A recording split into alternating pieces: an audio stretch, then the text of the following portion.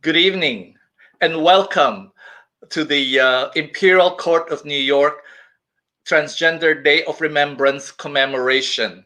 This is the first trans-specific event that we're doing in a few years, and I'd like to welcome everyone to our show tonight.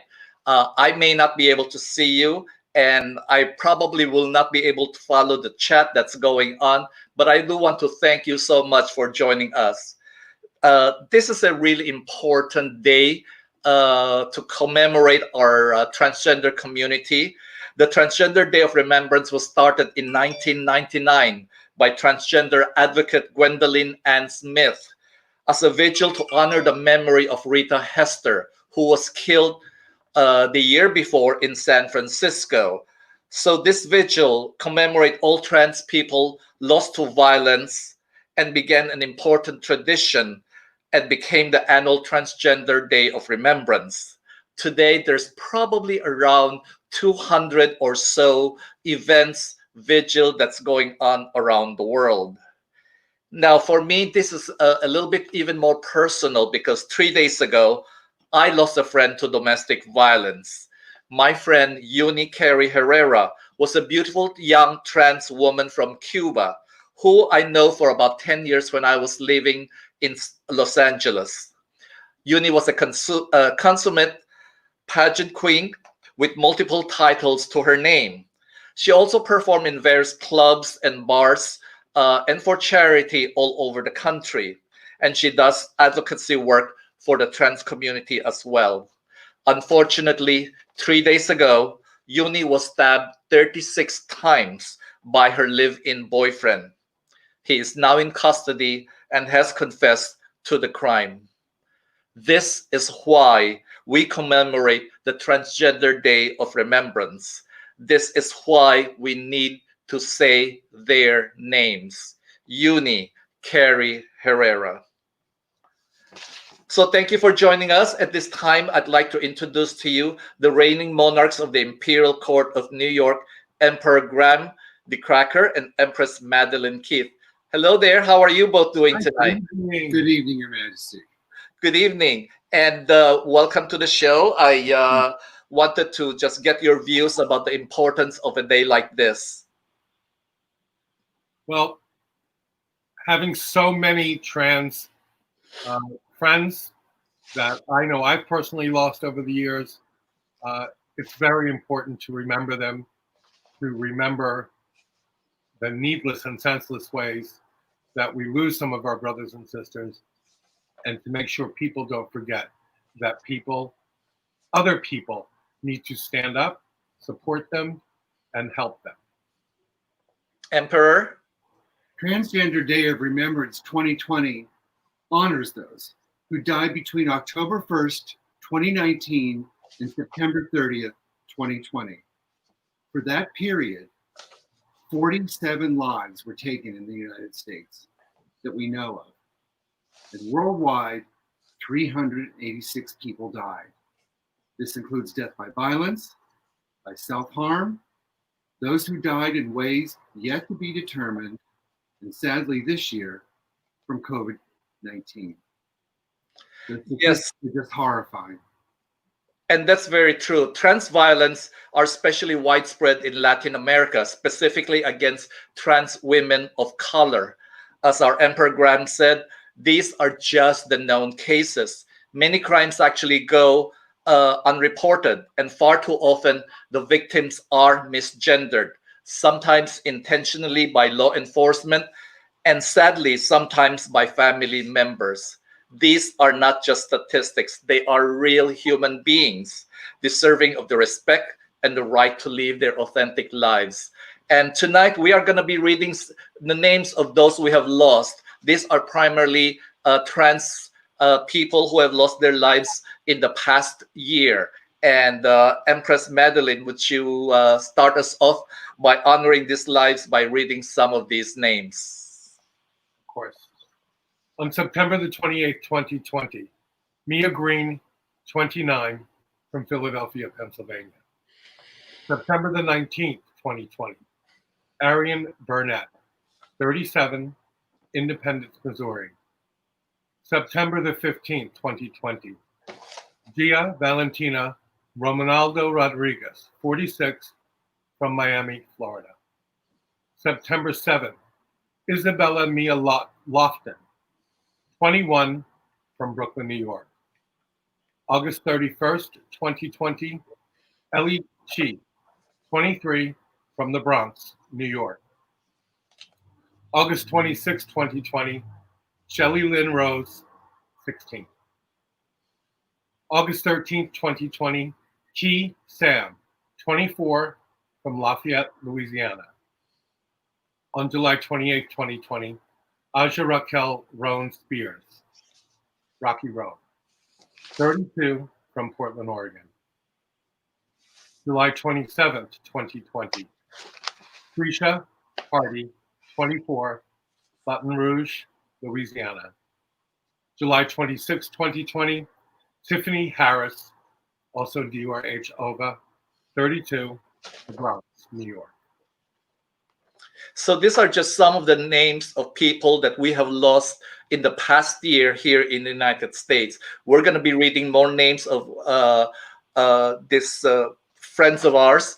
And at this time, I just want to thank our Emperor and Empress. We'll bring you back later, and then we can talk about some of the plans that we have for the rest of the year at the end of the show. So thank you, Emperor Graham, and thank you, Empress Maddie.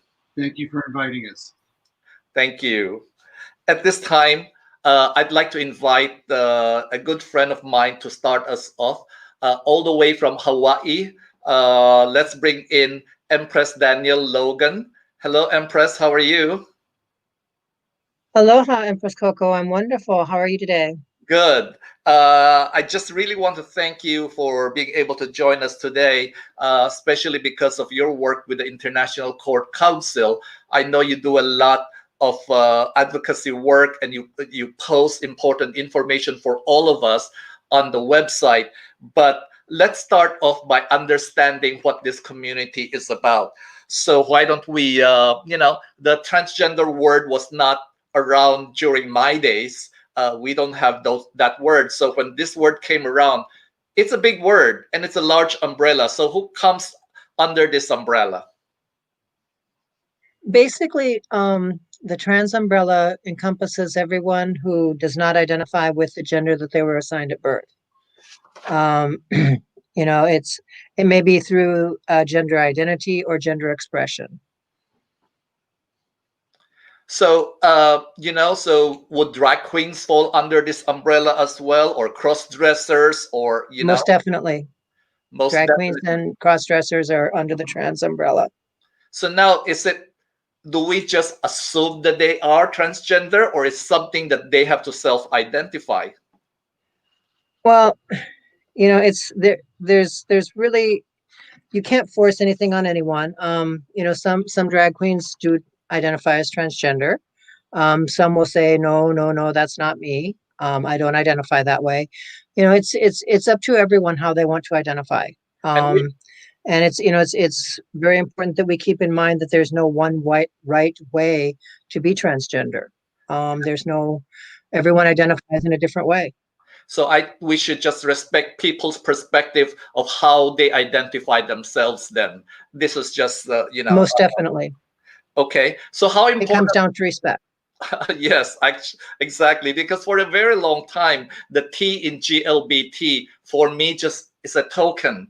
For a lot Yes. of gay men and women, the fact that, okay, let's include the alphabet T and let's keep them quiet. But that is just not right, because if one of us is targeted, all of us are targeted. And, when you are stopped by the police, or when you go to the hospital, they don't say, okay, well, let's say, are you gay or are you trans? So, so we should just respect people and how they identify. So how important are pronouns? Pronouns are very important. Pronouns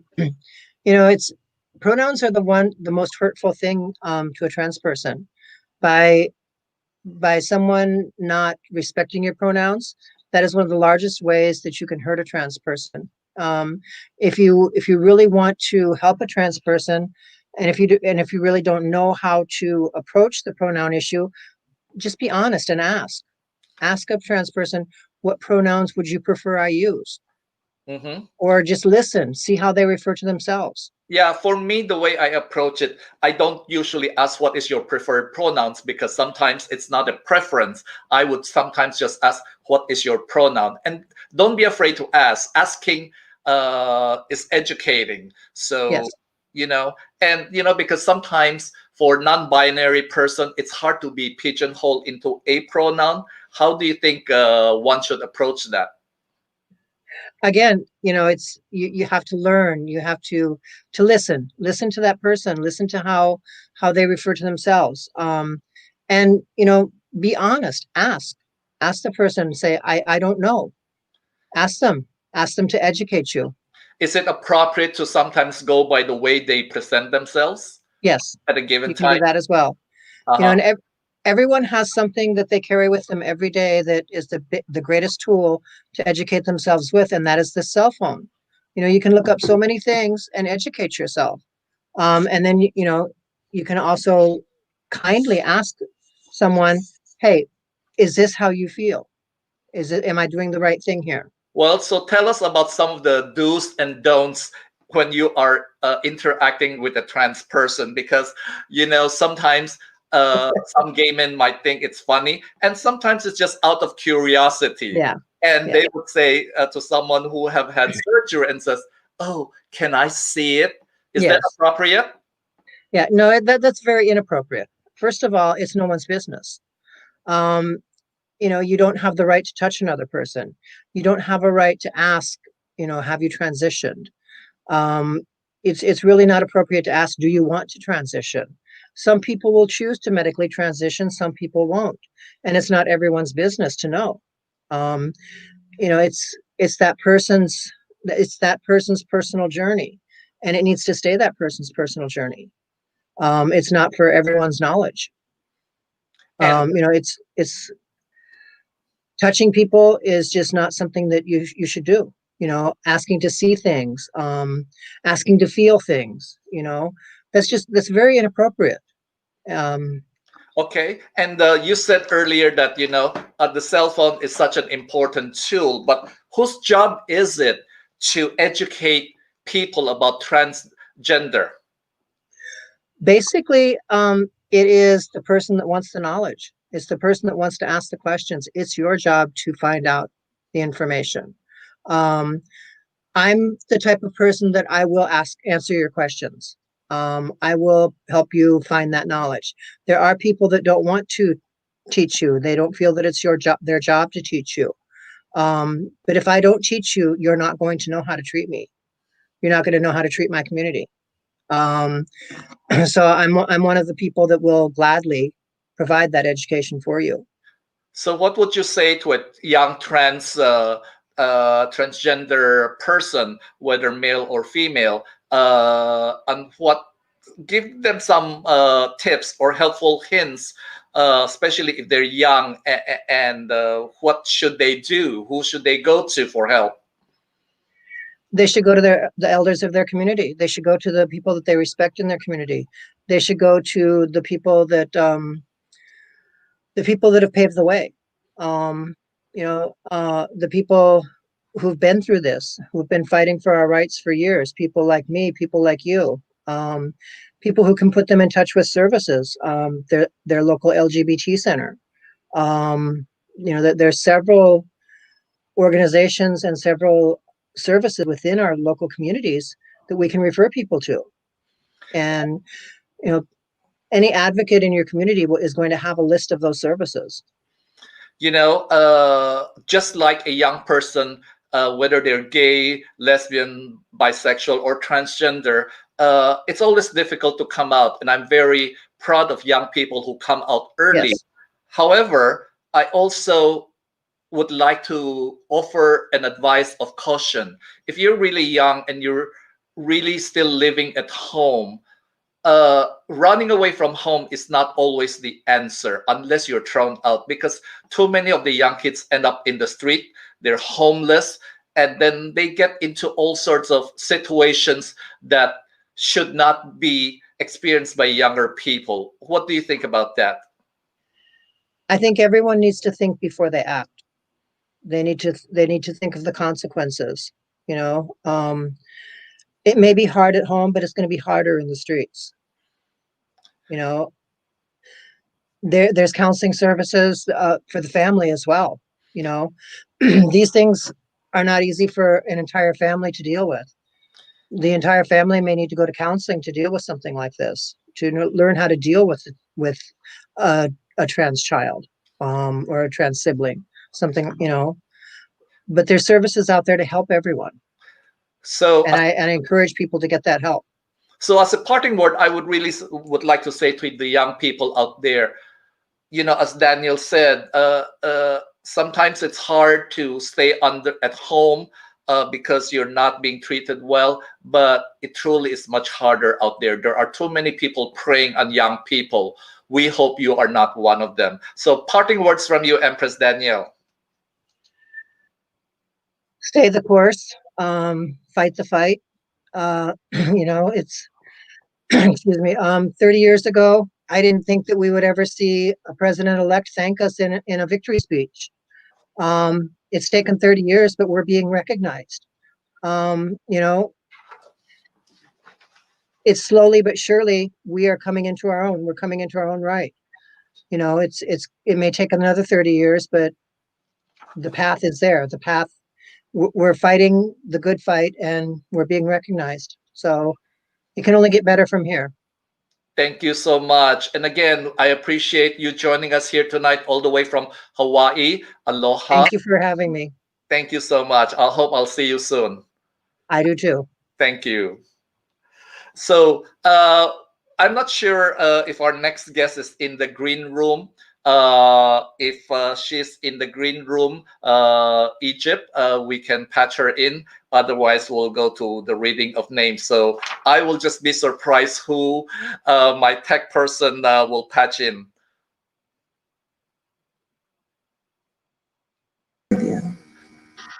Hi. There you go. Okay, so here we have welcome all the way from Atlanta, just because she's with family.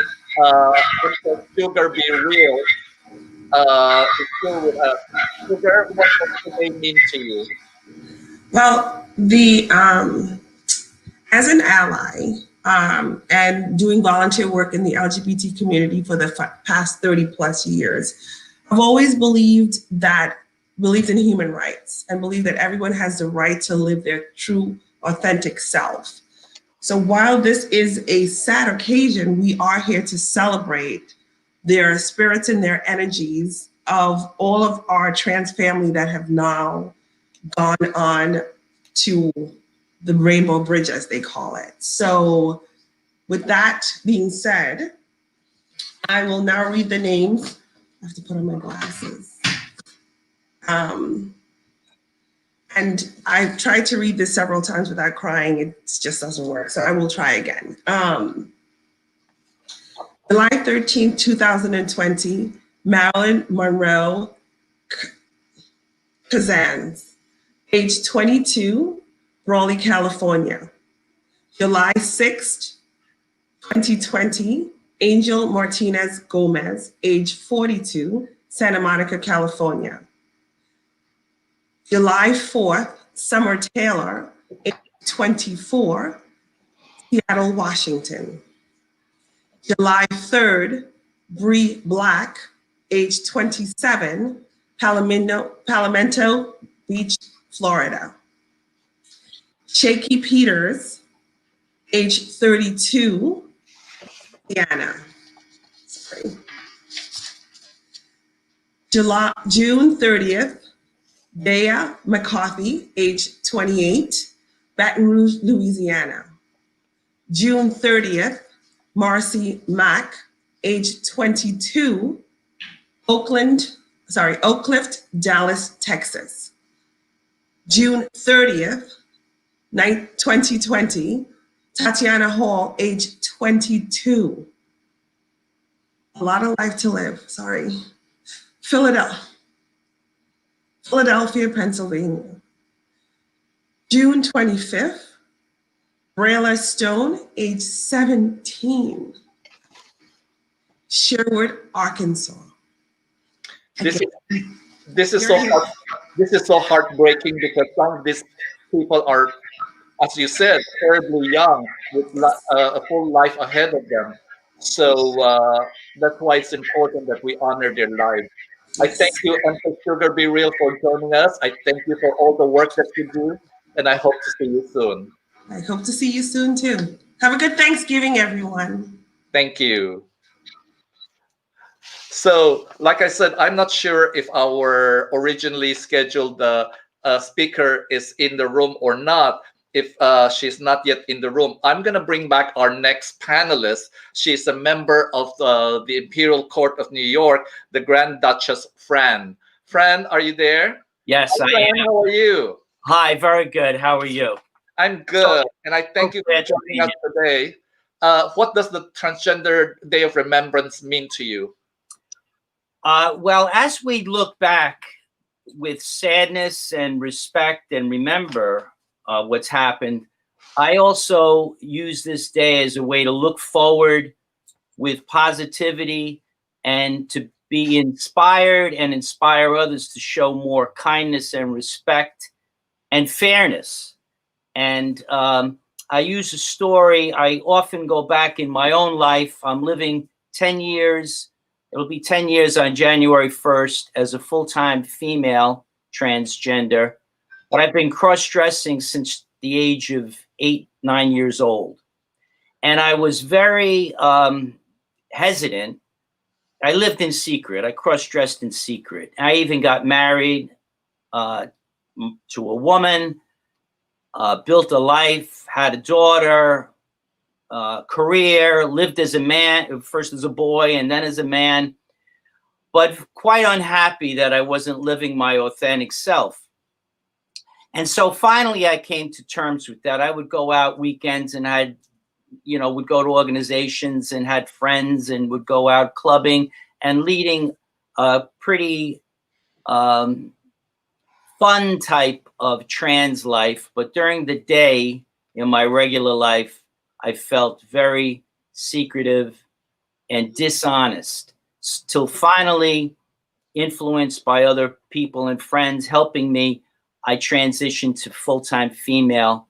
I had a business. I moved into my own business. And this is a story, a quick story of how I was almost killed. I was hit over the head with a baseball bat, once to make me unconscious. And while I was laying on my store floor, I was hit twice more. I survived it through, I think, some kind of a miracle and through the prayers of my family and friends. And then I didn't have much permanent damage as a result of that. And actually the event caused me to develop a hatred toward the person who did that. I was never a hating type person. I never sought revenge against anyone else. But in this particular case, and it may have been the morphine that I was on for a period of time while I was recovering, I then determined that the only way I could avenge myself would be to kill him. And so I actually planned the murder of a person. I felt like I was the devil at night and I was living my regular life during the day. And I put a kitchen knife underneath the seat of my car.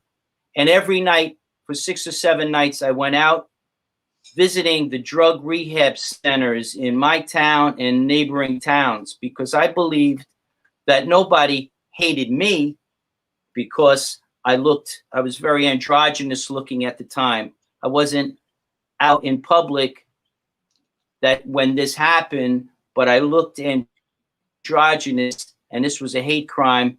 He didn't like the look. He didn't rob me of anything. He came in and deliberately tried to kill me. So what happened? So what happened is what happened was probably the biggest silver lining in my entire life. And when I was determined to kill him and I would go out each night, my wife would say to me, "Where are you going?" And I would say, "Oh, I'm just going for a ride to clear my head because I was going through a lot of mental issues at the time that this event had happened, that I was hit over the head with a bat. So as I was going out, I would try to get to the drug rehab centers. I was planning that as he filed out with all the other people, I was going to follow him down an alleyway. I was going to take the knife that I had underneath the seat of my car. I was going to knife him in the throat, and I was going to deal with whatever would result, not thinking properly. And so what happened is I got on the street. I had an intuition that it was going to happen. I was going to see this guy in a few minutes. I pulled the car over. I put my hands on the wheel. I put my head into my hands. I started praying as deeply as I ever prayed in my life that God would somehow take me out of the moment. And I can't explain it. It wasn't water, but it was a huge amount of energy came through the windshield, hit me, my head, in my face, hit my head back. It hit the headrest. For days afterward, I had like a sprained neck. And at that moment, all of the rage, all of the hatred, all the revenge that I had in my system came up like a volcano, erupted out of me. It was an unbelievable experience. And in its place, it was like water rushing in to a crater, into a hole. In its place came a huge amount of forgiveness and positive energy. And that event, that being almost killed, turned itself around from, instead of a day that I was extra cautious, it reaffirmed to me that it was okay to still be my wonderful, loving self and not withdraw from it, and seek and spread that word to as many people as I could. And so that is my story and what came from it. So, Fran, after undergoing such a traumatic experience, who do you go to for support? Well, you go to a number of places. Some people, as in my case, I'm a believer in God or a greater force than us. And I also believe that each one of us people, each one of us are agents of this greater force. So first, I go to people. It could be close friends, it could be family, it could be experts, it could be centers, it could be resources, like some of the resources. There's many resources in trans. You seek out, as Daniel mentioned earlier, there are many elders around.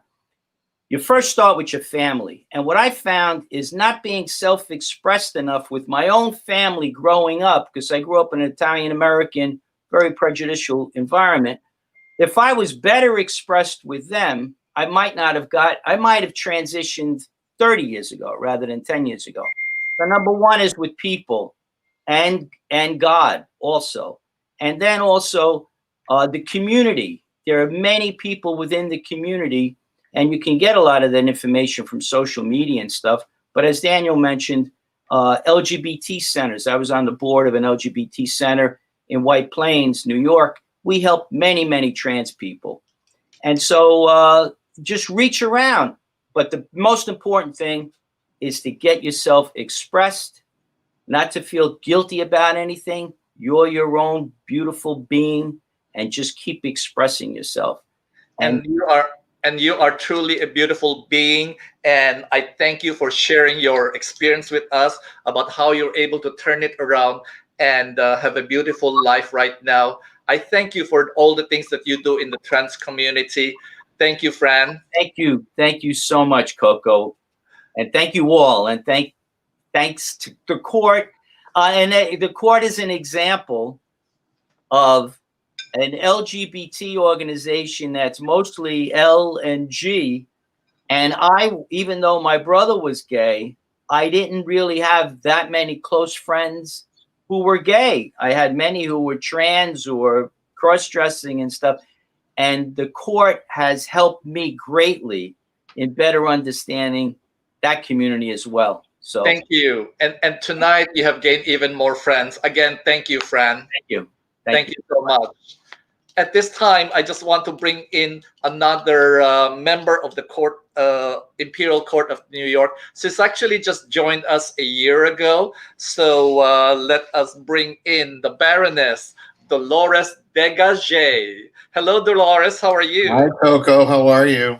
I'm very well, and I thank you. I know that you're at work in Connecticut, but tell us about your trans experience into who you are today. Well, my story's a little different, I think, because I came to the realization and the decision to transition much later in life, and not having really never thought about it in those terms. I was with someone who unfortunately passed away from cancer, Sassy Salton-Boca, who transitioned before she passed away. So I experienced that desire and that transition, and this is somebody that was born to be a girl and thought that the girl her whole life. So for me, it was really different. Was it a difficult decision? It came at a time, Sassy passed away 5 years ago, and I didn't really grieve properly. And after 5 years of kind of shutting things out, my brain literally stopped working about a year and a half ago. And I went through a lot of medical issues. I went through a lot of, I began intensive therapy, which I should have been doing before she passed away. So, and in the course of that, we've started to talk about that maybe, because I've been the character of Dolores Vega of drag since the 80s and have always been very comfortable with that. And in the course of therapy, I realized that I think I began to think I'm non-binary or two-spirited, if you would, because I never realized that men think of themselves as men and women think of themselves as women. I just thought of myself as me, and I thought everybody thought that way in their own head. So in the course of therapy, I realized that that's not the case, and I just kind of came to the decision. When I first came out last fall in September, I came out as non-binary, and I went with the they, them, theirs pronouns. And within a couple of months, I mean, I knew that deciding I was non-binary. I knew I was going to be presenting females. My desire was to present feminine. That was where I was comfortable, and that's where I was happy. I knew that when I was Dolores, it's when I was happy. It was when I wasn't sad, and I wasn't, the problems I was having as a gay man. I didn't have when I was Dolores out in public as performing in drag or doing one of my drag brunches or doing a lot of the fundraisers I used to do with the Connecticut court and now with the New York court. So it really became a matter of just a realization over therapy. And I think it really happened last summer. I got an opportunity to be Dolores for 3 days straight. I was on a Bravo reality TV show called about camping here in Connecticut, and they wanted me to be Dolores the entire weekend. And I was like, well, what do you mean? How many times do you need me in drag? They said, no, the whole time. We want you to arrive in drag, get off the bus you come in on, and you're in drag until you leave. And I'm like, I've never done that. I've never been Dolores for 3 days in a row, 3 nights in a row. And by the end of the weekend, I knew that I was never going back. So if you were happier, I met so many people and made new friends and new relationships, and they had no idea who I was besides Dolores. And that was the beginning. That was in August. Dolores, so if you were to do this again, would you have done it earlier in life? I thought about that, and we've talked about that. I've talked about that and thought about it with my therapist. And, I realized I came out as a 15-year-old in a small town in Texas. I was outed, actually. I was seen with someone that was obviously male. And there was no choice. I was immediately labeled queer, faggot, gay. There was no choice. There was no other letters. Gay was incredibly illegal. Everything about it was illegal then. And you didn't have a choice of being transgender or all the variations of non-binary. And would I have chosen something differently then if it was now? I would have. Because I wasn't dating that man as a 15-year-old because I wanted to date a man as a man. I was dating that man the way a girl would date a man, now that I look back at it. I met you about a year ago, and I can tell you the transformation from just a little over a year ago to who you are today, and I'm so happy for you. Thank and you. I want to let our audience know that Dolores actually is a dance instructor at a dance school. So how does it feel going back to work as Dolores, and how are your students reacting to the new Dolores? I'm actually at the dance studio now. Well, where I worked before, at that same time period in my life that went upside down, that ceased to exist. I mean, a lot of things went wrong, and that was one of them. And so I gave up dance. I thought it wasn't. I wasn't going to be involved in that any longer. So it was a part of me that was closed. And at some point, there was a lot of medical issues, and I had to make some tough choices. Which I actually, when all that ended, I actually became homeless last June 10th of 2019. I became homeless, and I really fell on hard times. And through that process, and through all these processes, is where I've come to this. And what I've realized is that when I wake up in the morning, I'm not sad anymore. So it's really a beautiful thing. But I thought I was done with dance, and then I needed some extra money. I mean, I can't be poor. So I got a job teaching at a studio, and it was too much for them. First time in my life at the age of 60, I was fired. I've never been fired in my entire life. So I experienced that in this new life of mine. And then I guest taught for a friend, and that's turned into where I am now at the Joan Lynn Dance Company in Hamden. And it's absolutely fantastic. And you know what? I'm called Miss Dee Dee by all my kids, and they love me and adore me, and it's fantastic. And Dolores, you know what? The best revenge to a past life is to look fabulous and feel fabulous. And you are fabulous. I thank you for joining us here today. Thank you for doing this. This is a beautiful. You have enriched my life as being a friend, and I thank you. Thank you. Thank you.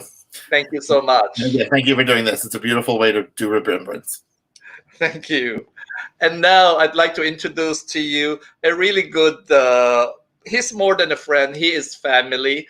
And all the way from San Jose, Costa Rica, Emperor Henry Harrington. Hello, Henry. How are you?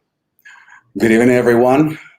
Thank you for having me tonight in this amazing evening of remembrance of the Transgender Day. Henry, what does the Day of Remembrance mean to you? What does the Day of Remembrance mean to you? Can you hear me? Hello? Can you hear me? Hello? What does the Day of Remembrance mean to you? I think we're having a little audio problem.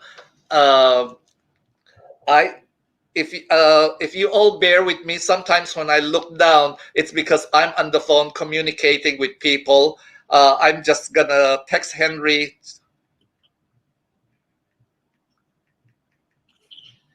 Henry is here to help us read some names. So Henry, when you are ready, go for it.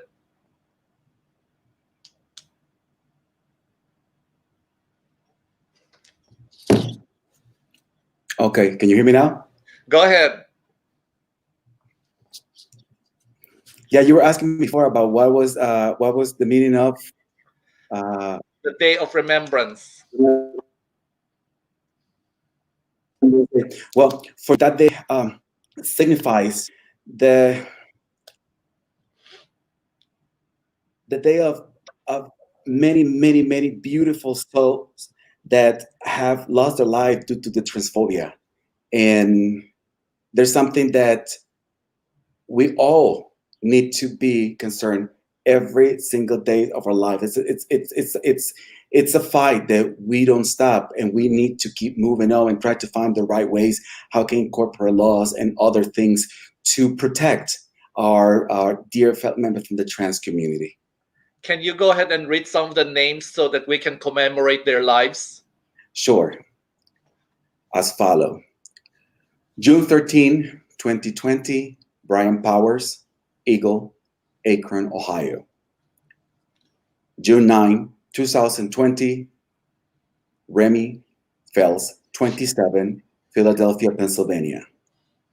June 9, 2020, Ryan Milton, 25, Liberty Township, Cincinnati, Ohio.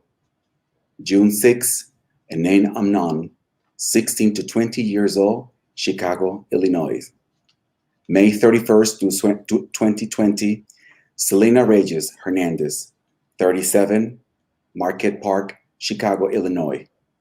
May 27, 2020, Tony McDay, 38, Tallahassee, Florida. May 6, 2020, Haley J. O'Regan, 20, San Antonio, Texas. May 9, 2020, Jane Thompson, 33, Orchid Mesa, Colorado. May 3rd, 2020, Nina Pop, 28, Sickiston, Missouri. And finally, April 11, 2020, Johanna Mester, Baltimore, Maryland. And with that note, I thank you, Henry, for joining us all the way from Costa Rica. I hope to come and visit you real soon. Muchas Anytime. gracias. And thank you, everyone, for having me tonight. Thank you. Thank you. And now I'd like to bring a special guest to our panel. He is from Indiana. Let's welcome Emperor Jaime Alanis. Hello. Hi, Med. Hi, How are Jaime. you tonight? How are you? So thank you for joining us. Tell me, what does the Day of Remembrance mean to you? That means to me that my work here isn't done yet. That's what it means to me. It means that folks like myself and many other trans warriors out there, our job isn't done. We have to educate the world on who we are, that we deserve to live and exist. So that's what that means to me. It means that we're not done. I'm not done here. So, I'm sure your experience as a trans man varies from some of the other experience that we heard before. How does a trans man fit in? Are you trying to just blend in? Are you trying to sort of like, how does one fit into society? Is it difficult? It is difficult because there is no I may, if you can mold. speak louder, that would be great. Sure. Can you hear me? Is this better? Yes, just a little bit more. Okay. But there's no perfect mold for trans men. What does that actually look like?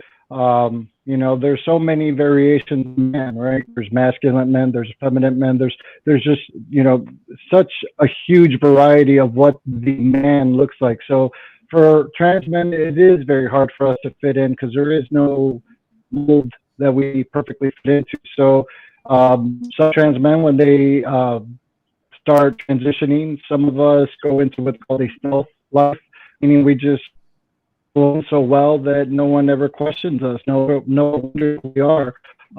For example, myself, I get that all the time.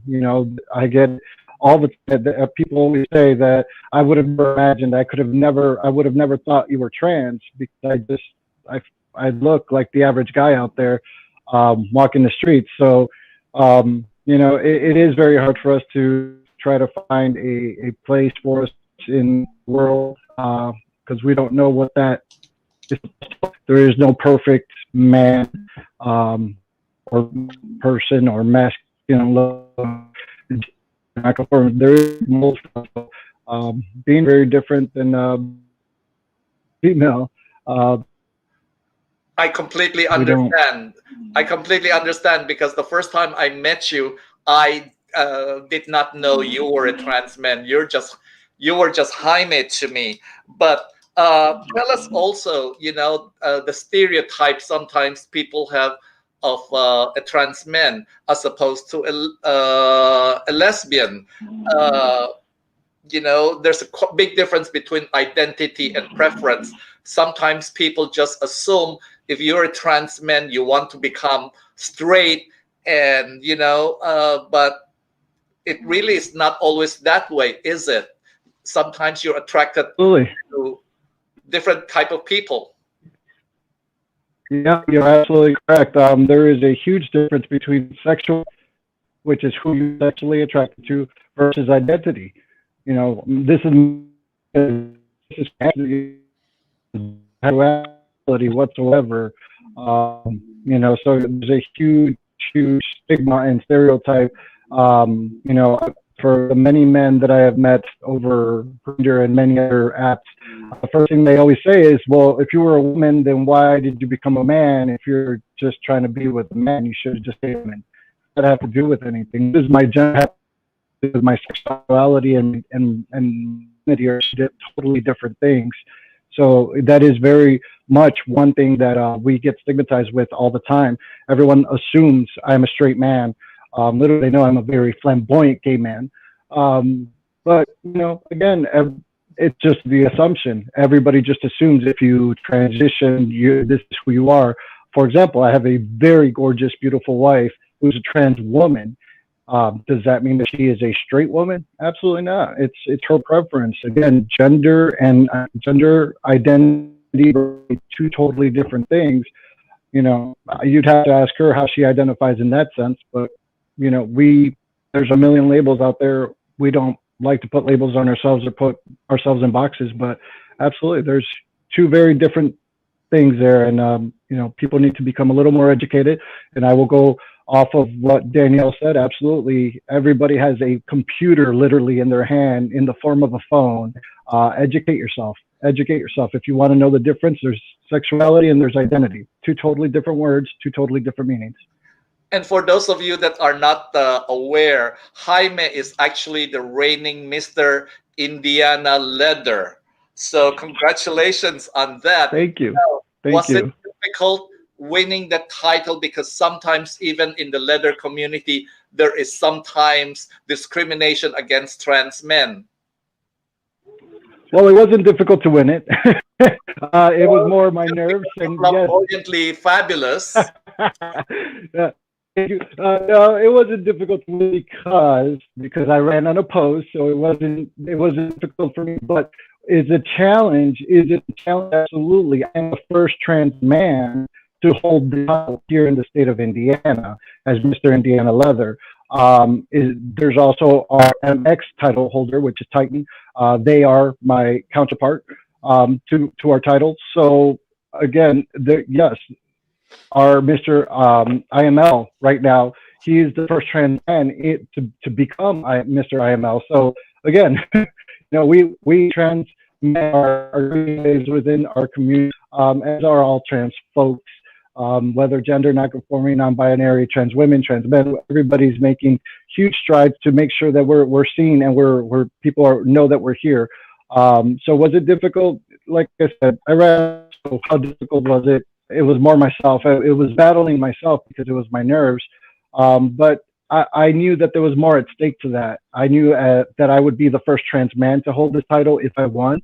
If I was able to complete everything and receive this title, I knew I'd be that first person. So I knew that what kind of pressure was going to be held on my shoulders. And I've have an incredible organization that I work with. You know, the Indiana Leather team is incredible. My counterpart is incredible. My support team here at home, whether it's my wife or my friends, you know, my family, everybody is super supportive. So being a part of the leather community has been very new to me as a trans man. You know, just seeing the different things. But again, meeting Mr. IML in Chicago pre-COVID, and just hearing from his actual mouth, you know, the words of encouragement of saying, you know, you should keep fighting, keep going, you know, go take your leather title as far as you want to go. If you want to come for IML, come for IML, compete. It was the greatest thing you will ever do. And just getting that exposure and continuing to be a champion for ourselves, for our community, and being out there, you know, you're a winner already. And I congratulate you on your successes, and I thank you for being a role model for the younger trans men in our organization. And I thank you for joining us, and I hope to see you again in Indiana soon. Thank you, Jaime. Likewise. Thank you, Your Majesty. Have a great evening. Thank you, everyone. Thank you so much. for those of you viewing this, in case sometimes you see me looking down, it's because I have notes and I have notes and I have more notes. And once in a while, I communicate with my, oh, sorry about that picture. I communicate with my tech people in the background just because I cannot see what's on the chat. So I apologize if you see me bending down or getting too close like that. So anyway, to my tech person, Veronica, anytime Egypt comes back, just patch her in. In the meantime, if she's not there yet, let us bring in from Connecticut, Brice McKinsey. Hey, Brice, how are you? I'm doing well, thank you. Brice is coming to us from Connecticut, and Brice is a member of the Imperial Court of Connecticut and is a very hardworking court member. In fact, you have an event coming up called Translation. You want to tell us a little bit about that? Absolutely. So we have a third line in Connecticut, our non-binary, gender non-conforming line, which I'm on, and two of my co-hosts, Anna and Harper, will be hosting along. We will have performers who are trans and interviews with trans people, such as Scott Turner Schofield, Jack Thompson, Miss Trans New England, a whole bunch of people. And it'll be about 2 or 2.5 hours. So, but it's going to be really worth it. We have someone who's going to be later on, who's going to be speaking at ours, who's speaking on your event here later on. So it's going to be great. So Brice is here with us to help us read some names of those that we have lost to trans hatred or violence. So Brice, go right ahead, please. Thank you. April 3rd, 2020, Henrietta Robinson, 79, Miami, Florida. April 1st, 2020, Ashley Moore, 26, Newark, New Jersey. March 30th, Lorena Borjas, 59, Queens, New York. March 28th, 2020, Lexi Ebony Sutton, 33, Harlem, New York. March 18th, 2020, Monica Diamond, 34, Charlotte, North Carolina. March 12th, 2020, John Scott DeVore, Scotland Kelly DeVore, 51, Augusta, Georgia. February 21st, 2020, Camila Maria Concepcion, 28, Los Angeles, California. January 4th, 2020, Alex McCrae, 22, St. Louis, Missouri. And January 1st, New Year's Day, Dustin Parker, 25, McAllister, Oklahoma. So Brice, I thank you for joining us. Keep doing the good work that you do, and please send my best to your most loving parents. I will. Thank you so much. Thank you, Brice. All right, and moving right along, I'm sure Veronica will just surprise me who our next person is. And if that surprise is not coming yet, I am going to introduce, oh, there you go, our newest member of the Imperial Court of New York, Lady Wendy Darling. Hey, Wendy. How are you? Thank you so much for having me here tonight. Already, you have spoke volumes about what people's experiences are by offering a program like this. Transgender Day of Remembrance is more than reading the names. It's saying, who are the people? All right, let's find out what their experience is. And just sitting here watching this, it's just been so incredible. So thank you, Coco. Wendy, I know that you've been very active, not only online, but also in the tri-state area. What do you see as some of the progress that we have in the last couple of years for trans equal rights? Well, for trans equal rights, one of the things that Danielle brought up earlier, it is so very important to have LGBTQ centers and to have trans groups that meet once a week, because tonight, as you've heard, there's so many different kinds of challenges that people go through, whether they're young or whether they're old. In particular, in my community, I have a lot of people that have transitioned late in life, that were living a very hetero life, a house with a white picket fence, and 2 teenage kids, and often a blue collar job. And I really feel that that is a demographic that we really have to start looking at and give support to. I'm a child of the 70s, and when I came to New York, my friends that transitioned in their 20s, it wasn't given any second thought. You know, they started out, maybe they were bi, then they were gay, then they were like, no, I'm transgender. And in those days, people would often get this, you know, the surgery. The hormones did not go as far as they do now. Fast forward to now, where Julie Gray Owens said this, and it's a very good point. You can be anywhere on the train. Think of transition as the Long Island Railroad, right? So you get on at Penn Station, and you might get off in Farmingdale and not go all the way to Montauk.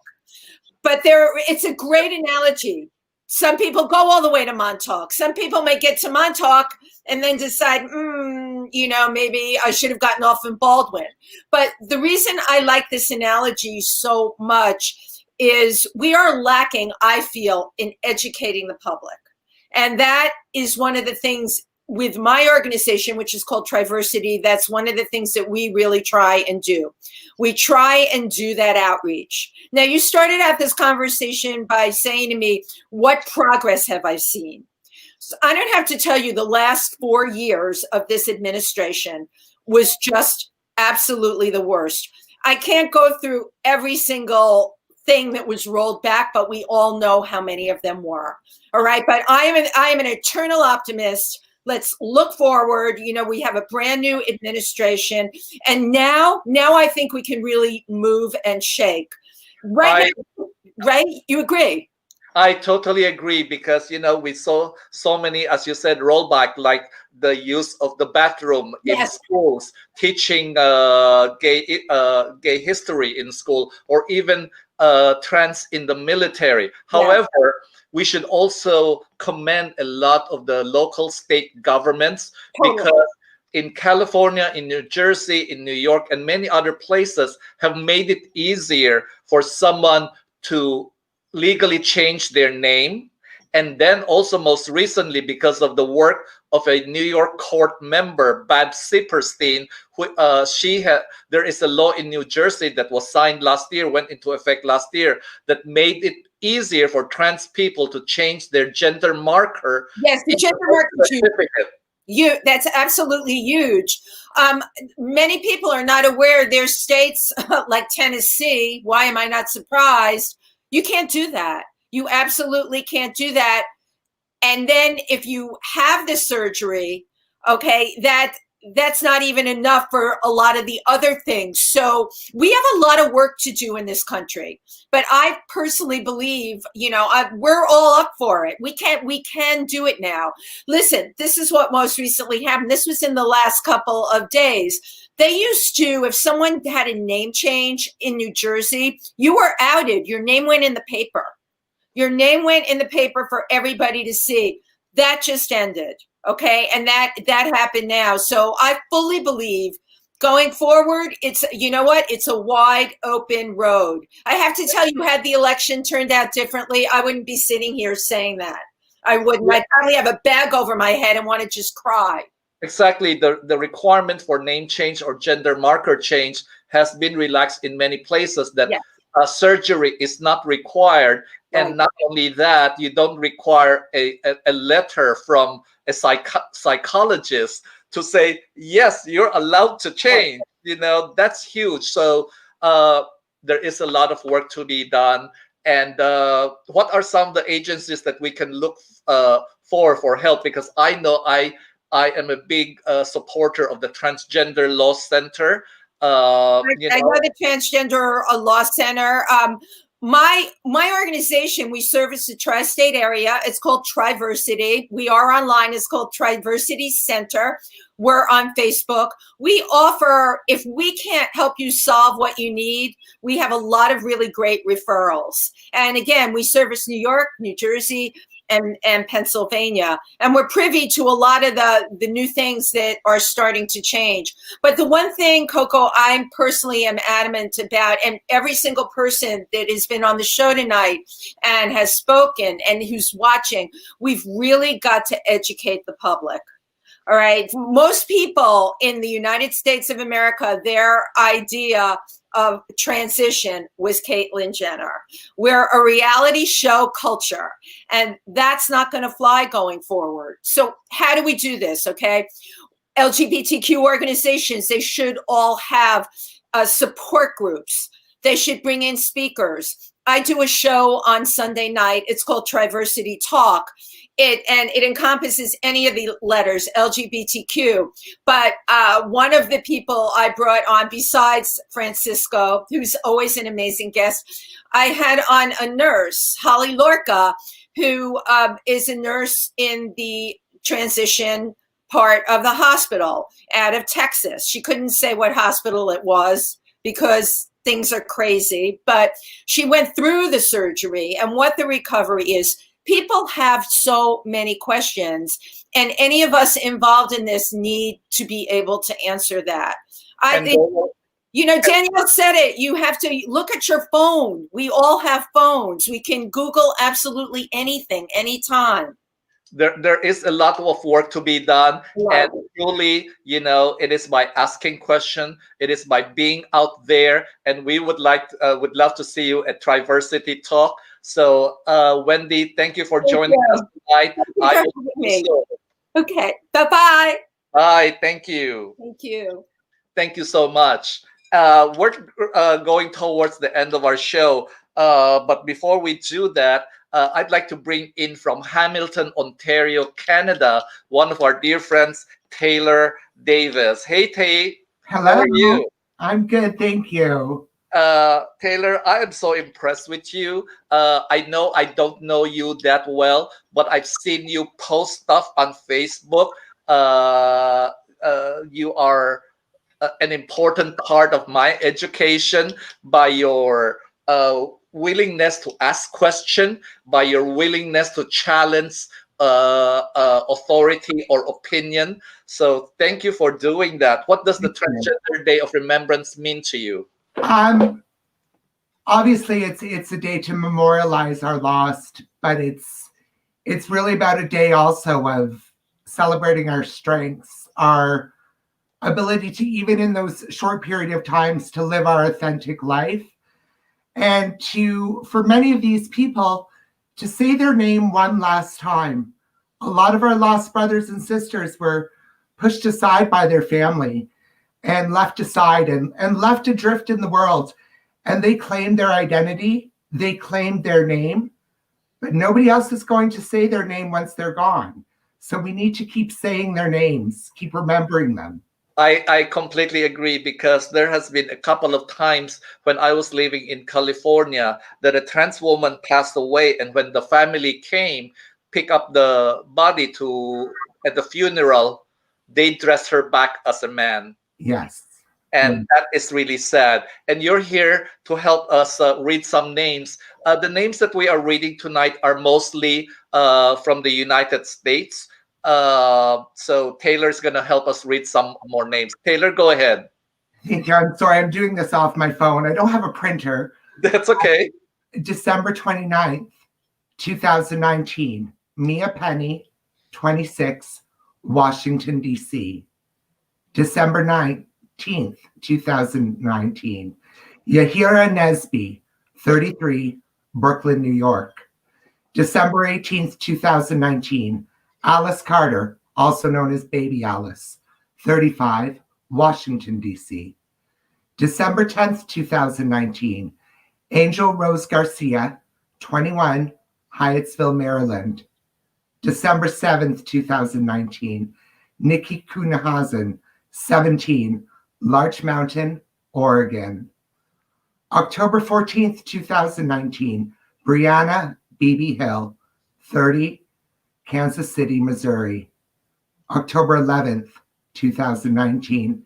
Daphne Dorman, 44, San Francisco, California. October 10th, 2019. Christine Zephyr, 23, Mankato, Minnesota. October 6, 2019, Corbin Ray Bach, 23, Paducah, Kentucky. December 22nd, 2019, Julie Berman, 51, Toronto, Ontario, Canada. Taylor, I know Julie is a friend of yours, and I'm sure today means even more to you. It does. I met Julie when I was very young, just briefly. We were young queens. We were sex workers. We were family. You know, when you're at that age and you're a young sex worker, you find your family, you find your safety. We would go to after hours together. We would celebrate life. We were young. We went our different ways, and I connected with Julie again in the last 10 years, and she had took her lessons on life on the streets and as a trans woman and turned that to advocacy in the city of Toronto, harm reduction, and peer group counseling, and working with the 519 Center in Toronto. And it's a huge loss. Obviously, all these people are. And thank you, Taylor, for mentioning the words that sometimes is the elephant in the room: sex worker. We are not here to judge what someone does for a living. For a trans woman, sometimes, especially for a trans woman of color, it is extremely difficult to go through life if you are homeless, if you have no job, and sex work sometimes is their last resort. 62% of the deaths last year of trans people were sex workers. Yes. That's an alarming number. And, last year there were about 350 recorded deaths in the world. And Brazil alone accounts for 40% of the 350. And they are mostly trans women of color. Yes. So, Taylor, I thank you for joining us tonight. Let's chat some more online and keep on posting, because you are educating a lot of people. Thank you so much for having me. My love to you all. Thank you. Thank you. So tonight we have one last guest, and he is a hero of mine. He truly is. Back in 9/11, he was part of St. Vincent's Hospital. And St. Vincent's Hospital was the main triage center for all those injured and casualties of 9/11. He was really in the thick of things. Recently, when I came home to New York, I had to look for a new health provider, and a friend of mine suggested Mount Sinai, and I did go, and I'm so happy with them. One day I was sitting in the waiting room, and I picked up a brochure. And the brochure said, Center for Transgender Medicine and Surgery. And I was very intrigued, and I said, oh my God, this is wonderful. I opened the flyer, and this picture stand out to me. I said, I know this person. This person is a member of the Imperial Court of New York. In fact, he is a past emperor. And today, he is the senior director of Mount Sinai, at the Institute of Advanced Medicine, and it's the Center for Transgender Medicine and Surgery. Please help me welcome, I totally love him, Matt Bainey. Coco, you just made my day. Is that an intro or what? You just made my day. Thank you so much. I truly mean this. When 9/11 happened, you were one of my heroes. A few days after, because I lived nearby, I went and spent about 3 days making peanut butter and sandwiches. And for many years later, I could not stand peanut butter. But now you're at Mount Sinai, and the clinic that I go to, and I'm so happy at. And tell us about this program called the Center for Trans Medicine. When did it start? Sure, Coco. Well, first of all, I have to turn around and say to you, you're one of my heroes too. So let's be mutually adoration. Thank you. So yes, the Center for Transgender Medicine and Surgery at Mount Sinai Hospital here in Manhattan started in 2016. It started as a very small program. We didn't know exactly what we were going to be getting, I guess. So we started with the idea, start slowly, build and build and build and build. And we anticipated that maybe we would have 30 surgeries in the first year, and we had over 300. Are you talking about sex reassignment surgeries? We're talking about bottom surgeries right now. We are not talking about top surgeries. So bottom surgeries are genital surgeries and top surgeries. We had about 300 bottom surgeries in our first year. It was an amazing experience. Out of that, we are probably now done about 1,200 surgeries. That's not counting the top surgeries. We've been really at the forefront, and I think our program is probably the largest in the country. One of the things I really love about our program, which some of your speakers have been already talking about, is the continuum of care that we provide. I think it's really important, and many of you have already said this, not every transgender individual wants surgery. And I think sometimes people think that's the end point that everybody wants to get to, and that's not the case. We like to provide a spectrum of everything from primary care to surgery. And as our speaker said about the train, that's a wonderful analogy because we do exactly the same thing.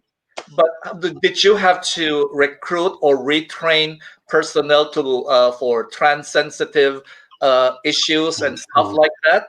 Was that? Oh, absolutely. We trained the entire staff for sensitivity to transgender individuals. We also made a concerted effort to recruit staff members who reflect our patient population. I think that's very important. I like somebody to walk into the room and see someone who looks like them or has a similar background. So that's been a big issue. We were talking before about pronouns, and I have to say that no matter how much training people can get, sometimes they slip. And I think it's up to us to take that as a teaching opportunity and let them know. We do try to start off by stating what is your pronoun and how would you like to be called. It's not, and I really say this from a director of a program, please don't hesitate to correct us. Those are honest errors because we're trying to be as sensitive as we can, but help us because if you don't tell us, we're not going to get it right. Believe me, my doctor now calls me Coco. So, so you provide a whole range of medical services, not just surgery. Does that include like hormone therapy and stuff like that? Oh, sure. I just jotted down a few notes. So I'm like you, let me look down. Don't think I'm not paying attention. So we provide primary care, hormone therapy, feminizing hormone therapy, masculinizing hormone therapy, endocrinology, GYN, urology, behavioral health, social work, otolaryngology, which is for feminizing the voice, plastic surgery, which we'll go into in a second. We also do. Let's go into that now. Oh, okay. We're going to go into. I need to know what services I can get to make me cool. Come in and visit. One thing that makes us unique too, I just want to throw this out, is laser hair removal. I think sometimes the patients are left outside to get that on their own, and we actually have that internally for us. Some people are electrolysis are a little better, but we actually provide the laser hair removal to prepare people for surgeries. So under our plastic surgeries, we do orchiectomies, we do breast augmentations and masculinizations, we do voice feminization, we do hysterectomies, we do facial feminization, we do vaginoplasties, we do metoidioplasties, and we also do phalloplasties. So as you were mentioning those, so your patients are not only trans women, you also help trans men then. Oh, absolutely. We have a spectrum, as I said, of all kinds of patients, from pediatrics to geriatrics. How about ability to pay? Ability to pay is a very interesting question. As we move forward in the years, as some of your speakers have already mentioned, the world is changing, and a lot of the insurance plans actually cover some of this because it's considered medical necessity. Some don't, and so we fight that. We have benefits counselors and insurance counselors who will work with you to push and push and push. We've had some services that were declined, and we don't stand for that. And so we'll keep going, and we'll make it happen. Okay, that sounds good to me because after the holidays, I'm making an appointment to come see you. Oh, please do. So Also, for those of you that are not familiar, there is a documentary that was shown last year talking about this and the wonderful Dr. Jess Ting. And this documentary is called Born to Be.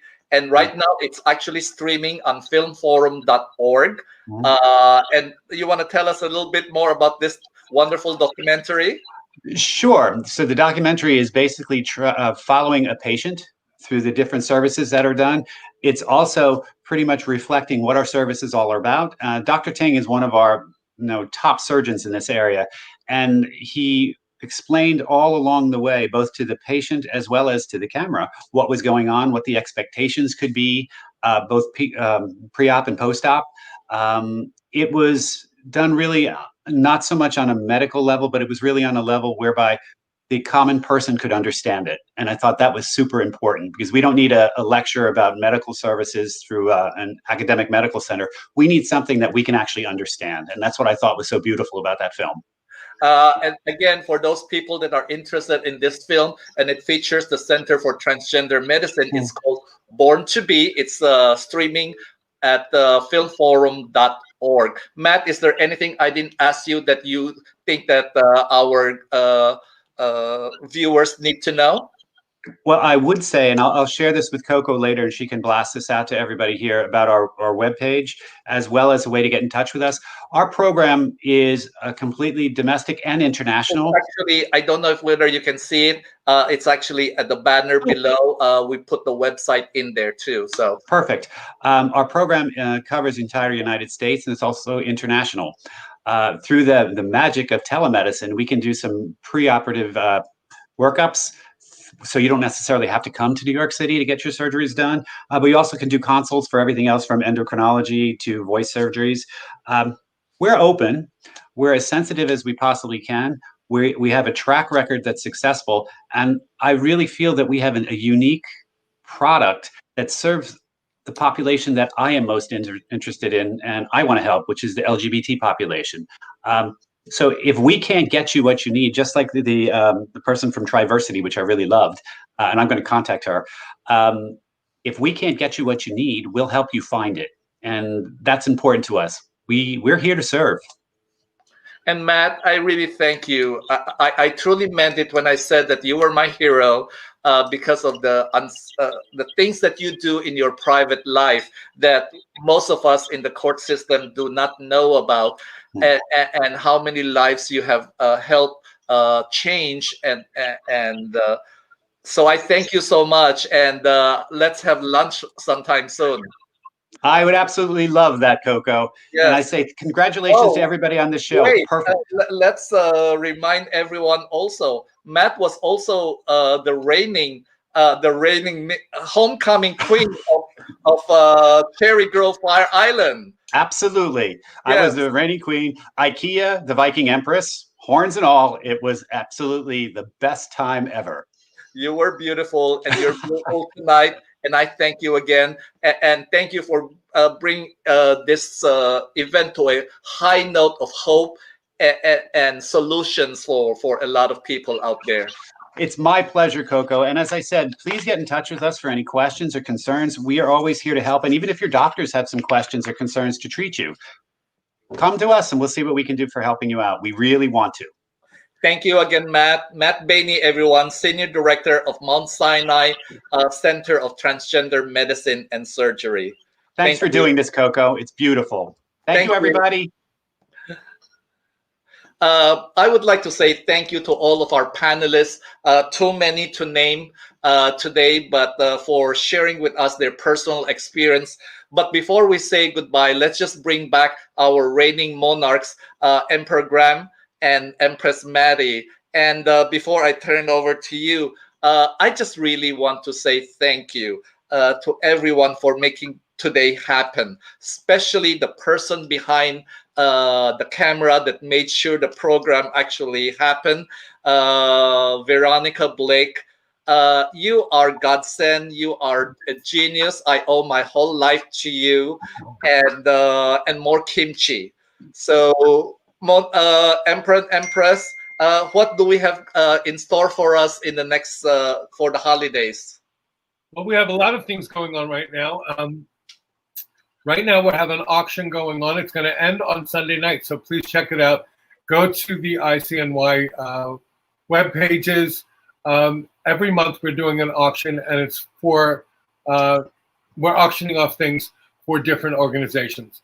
Since this month is November, we have 2 different programs going. One is the auction, which will help us raise money for feeding a couple of our beneficiaries.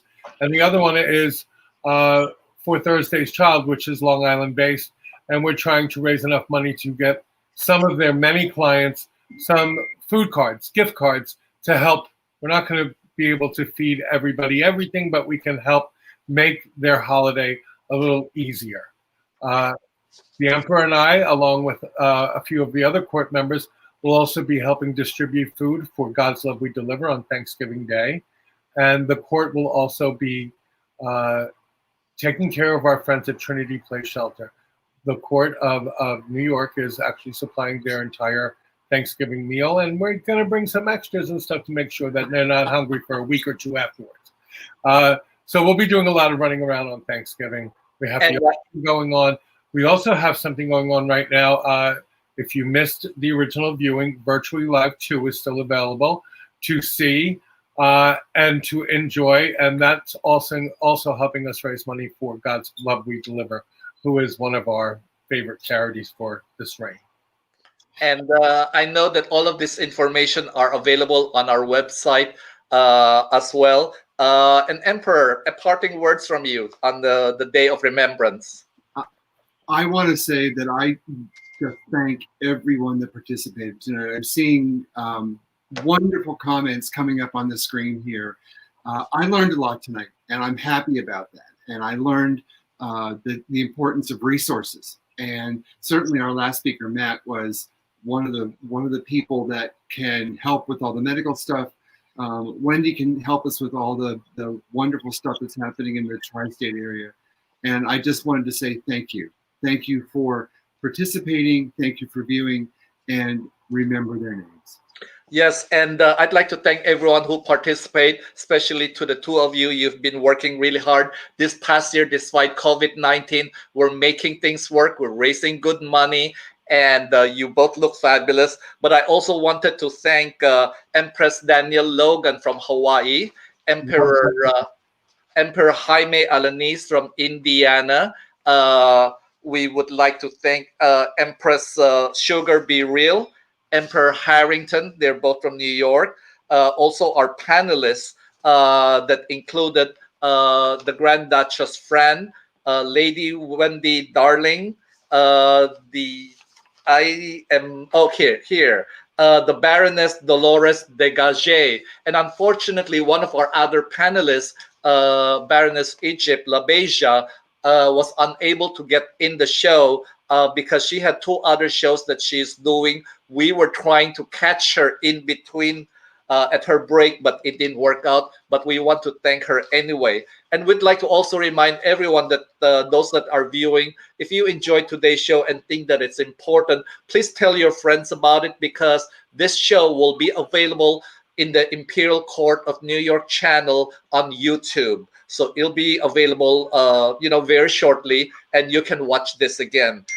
This is our first trans-specific programming. I hope you feel as strongly as all of us here that it is an important thing that we needed to do. And hopefully the next time we meet, it'll be at happier times. And with that, I'd like to say thank you, good night, on this day, the Transgender Day of Remembrance. And a quick shout out, don't forget Fran, Bryce, and Tay-Tay. Love yes. Bryce McKinsey from Kentucky and Taylor Davis from Hamilton, Ontario. We are really all over. Thank you so much. Good night. Thank you. Good night. Good night.